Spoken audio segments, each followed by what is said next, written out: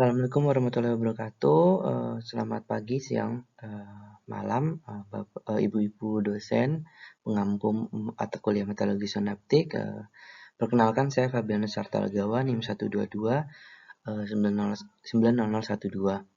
Dalam hal ini, pada presentasi kali ini, saya akan memaparkan analisis sinoptik mengenai udara atas data satelit untuk menjelaskan kejadian banjir di kota Surabaya yang terjadi pada pertengahan Maret 2025 secara khusus pada tanggal 14 sampai 17 Maret 2025. Dalam hal ini banjir di Surabaya itu terjadi pada pertengahan Maret 2025 yang dipicu oleh hujan deras dan durasi yang cukup panjang yang disampaikan oleh pemerintah Kota Surabaya pada berita terlampir, di mana disampaikan juga bahwasanya terdapat efek atau dampak dari MGO yang kemudian meningkatkan curah hujan dan mengakibatkan banjir pada tanggal tersebut. Oleh karena itu, perlu dilakukan analisis atmosfer secara fisik dan sinoptik untuk memahami mengapa hujan lebat tersebut bisa terjadi, khususnya dalam kondisi udara atas dan perkembangan awan konvektif. Dalam hal ini, analisis yang saya gunakan itu menggunakan data sounding dari stasiun Juanda yang diperoleh dari website University of Wyoming. Nah, data dianalisis pada tanggal 14 Maret itu sebelum kejadian, 15 Maret juga sebelum kejadian, 16 Maret itu kejadian saat banjir, dan 17 Maret itu sesudah. Disampaikan pada berita itu mulai terjadi hujan deras itu pada tanggal 14. Nah, kemudian analisis yang dilakukan dalam hal ini akan menggunakan diagram skew T-log-P serta perhitungan parameter kestabilan atmosfer. Data yang diunduh terlampir pada link spreadsheet. Kemudian berdasarkan diagram skew T pada tanggal 14 Maret, atmosfer itu masih cukup stabil pada fase prakondisi. Dalam hal ini, profil temperaturnya itu relatif landai dan jarak suhu dan titik embun itu cukup besar, yang menunjukkan kelembapan belum optimal dan konveksi belum cukup berkembang. Nah, dalam hal ini yang telah disampaikan. Kemudian pada tanggal 15 Maret 2025 itu pada kondisi transisi labil bersyarat, di mana terlihat adanya perubahan yang cukup signifikan antara prakondisi dan pada tanggal 14 dan 15, di mana lapse rate-nya itu menjadi lebih curam dan jarak suhu dan titik embun atau dew point-nya itu semakin dekat. Nah, hal ini menandakan bahwasanya atmosfer itu mulai memiliki fase yang labil, namun labil bersyarat dengan potensi konveksi yang meningkat. Kemudian sebenarnya untuk grafik skew T yang ditampilkan pada slide sebelumnya itu diperoleh dari website University of Wyoming. Untuk ini merupakan grafik yang saya olah atau plot by Python yang saya susun. Sama saja, namun saya coba tambahkan beberapa tanda untuk melihat temperatur dan lain sebagainya agar lebih jelas. Kemudian masuk ke dalam tanggal 16 Maret, yaitu merupakan puncak kejadian banjir, di mana berdasarkan skew T yang bertepatan pada tanggal tersebut, lapisan lembab itu sangat tebal hingga lapisan menengah serta profil suhu yang menghangat sampai ke lapisan dalam. Nah, hal ini mengindikasikan bahwasanya terbentuknya awan cumulonimbus yang berpotensi menghasilkan hujan lebat. Kemudian pada hari berikutnya pada tanggal 17 Maret atau pasca konveksi, di mana atmosfer mulai menunjukkan stabilitas pasca konveksi ditandai dengan profil suhu yang kembali melandai apabila kita bandingkan dengan hari sebelumnya, dan berkurang kelembapannya di lapisan bawah. Kemudian ini merupakan tabel hasil perhitungan yang telah dilakukan menggunakan script Python terlampir pada manuskrip. Kemudian bahwasanya di sini terlihat bahwasanya parameter cukup stabil, di mana hasil ini menguatkan analisis dari sebelumnya, di mana pada tanggal 14 Maret nilai CAPE-nya itu cenderung kecil dan chin-nya itu cenderung besar, yang menandakan bahwasanya atmosfer itu masih stabil. Kemudian pada tanggal 15 Maret CAPE-nya meningkat dibandingkan hari sebelumnya dan chin-nya menurun dibandingkan hari sebelumnya, yang menunjukkan konveksi mulai mungkin terjadi, di mana disebutkan pada SQT adalah labil bersyarat pada tanggal 15 Maret. Kemudian pada tanggal 16 Maret nilai CAPE itu meningkat cukup signifikan pada 14.052 Joule per kilogram dan chin-nya itu cenderung mendekati 0. Nah, ini menandakan bahwasanya parsial udara itu dapat naik dengan sangat mudah.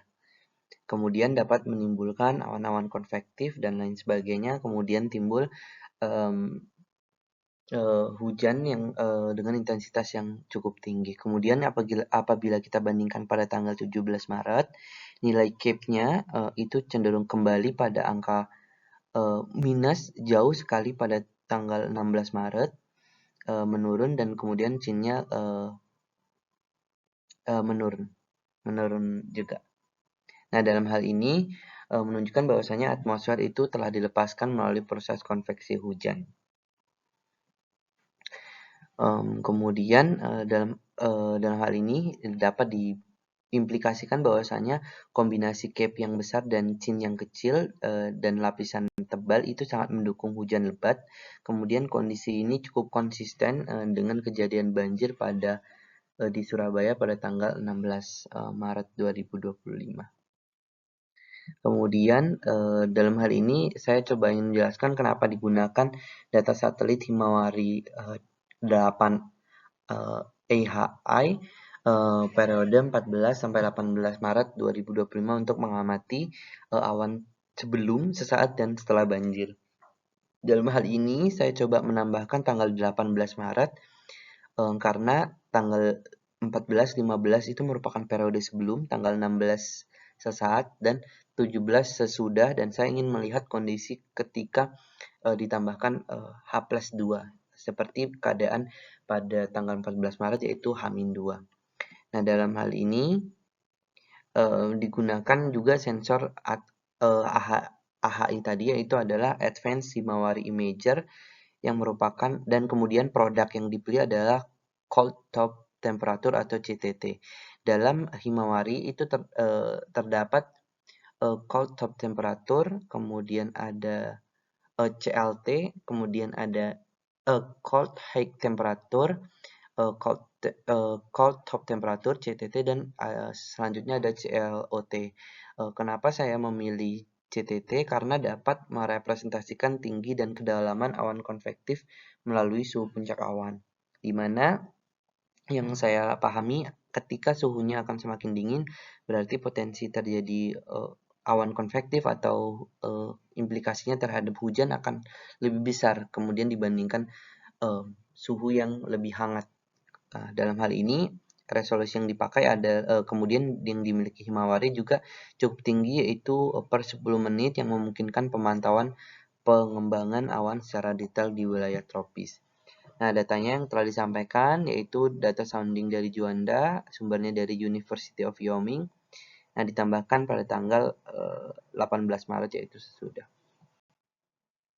Kemudian dalam hal ini merupakan interpretasi dari pemilihan data tadi, yang digunakan adalah CTT. Ini merupakan CTT 14 Maret jam 7 pagi, CTT 15 Maret jam 7 pagi, CTT 16 Maret jam 7 pagi. Kemudian saya ingin menambahkan, saya tambahkan CTT 16 Maret pada jam 12 siang karena saya ingin melihat perbedaan pagi dan siangnya. Kemudian ada CTT pada 17 Maret jam 7 pagi dan CTT pada 18 Maret 2025.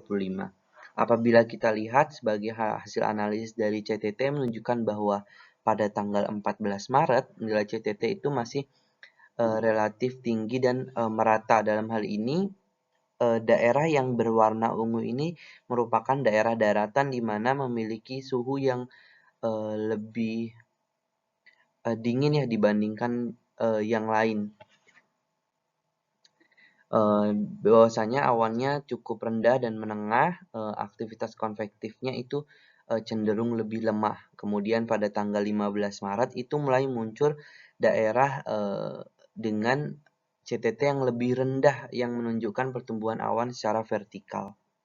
Kemudian kondisi yang paling ekstrim itu ditunjukkan pada grafik CTT 16 Maret di mana pada kondisi 07.00 maupun 12.00 itu CTT-nya sangat amat rendah dan cukup meluas baik di lautan maupun daratan secara khusus pada kota Surabaya itu sendiri. Nah, hal ini menunjukkan bahwasanya ada awan konvektif yang cukup persisten dengan potensi hujan yang lebat dan berkelanjutan. Nah, kemudian pada tanggal 17 dan 18 Maret kondisinya sama seperti prahujan atau sebelum tanggal 16 kondisinya sama seperti 14-15 cenderung kembali.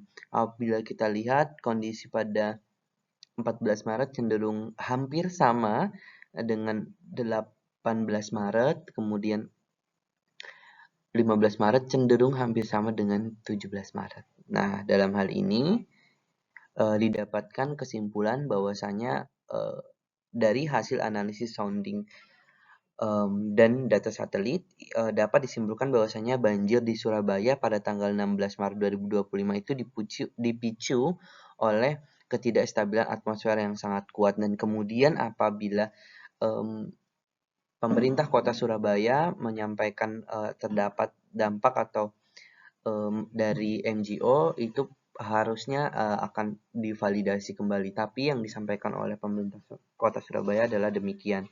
Kemudian kondisi ini ditandai dengan CAPE yang rendah, CAPE yang sangat besar dan CIN yang sangat kecil di lapisan atmosfer yang lembab dan sangat tebal, serta didukung oleh perkembangan awan konvektif dalam yang persisten.